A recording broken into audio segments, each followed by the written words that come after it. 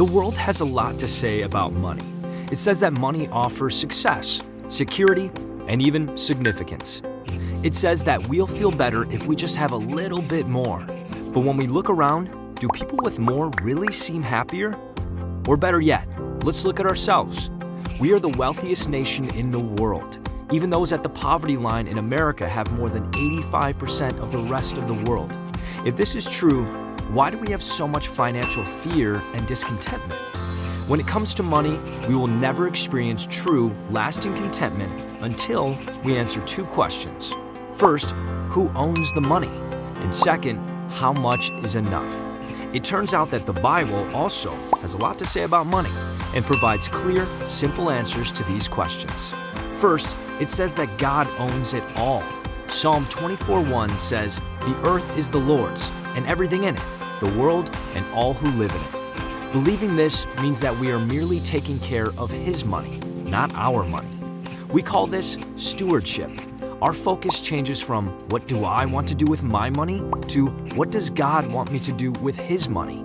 In fact, He uses money as a tool to shape us, as a test of trust and obedience, and as a testimony to shine light into a dark world.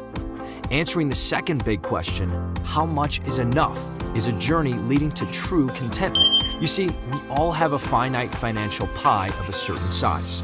With this pie, we can only use money in a few ways: to live, give, owe, and grow. Before using any money, we should all heed the words of Hebrews 13:5 by being content with what we have. We must choose contentment. Next, we interact with God, who owns the whole pie, to decide how much is enough for each wedge. The pie allows us to see that there are no independent financial decisions within the pie. It reveals that if we have a long-term perspective, we make better decisions for today. For each wedge, the Bible provides wisdom that applies all the time for any size of pie. Spend less than you earn because every financial success depends on it. Give generously because giving breaks the power money has over our lives. Avoid debt because debt always mortgages the future. Pay taxes with gratitude because they are symptomatic of God's provision. Plan for financial margin because the unexpected will happen. And to make it all work, set long-term goals because there's always a trade-off between the short-term and the long-term. This is our stewardship journey. This journey leads us to contentment, confidence, and better communication. God's financial wisdom changes the way we think, act, and communicate about money. So let's listen to what God says about money, rather than what the world says.